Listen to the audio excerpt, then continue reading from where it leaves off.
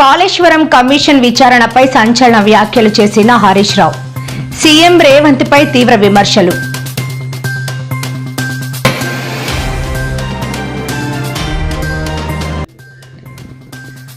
జనాభా పెరుగుదలకు నూతన పాలసీ తీసుకొస్తున్నాం అంటూ కీలక ప్రకటన చేసిన సీఎం చంద్రబాబు.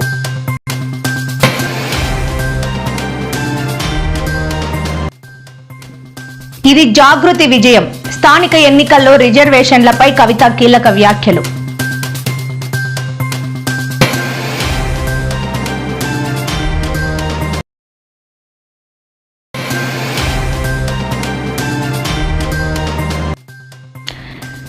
హైదరాబాద్ లో రాజ్య భాష విభాగ స్వర్ణోత్సవ వేడుకలు హాజరైన AP deputy CM Pawan Kalyan.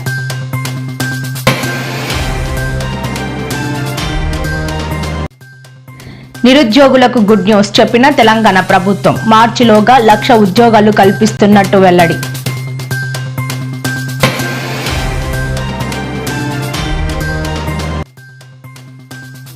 కాకినాడలోని Rangaraya వైద్య కళాశాల ఘటనపై సీఎం సీరియస్. కఠిన చర్యలు తీసుకోండి అంటూ అధికారులకు ఆదేశం.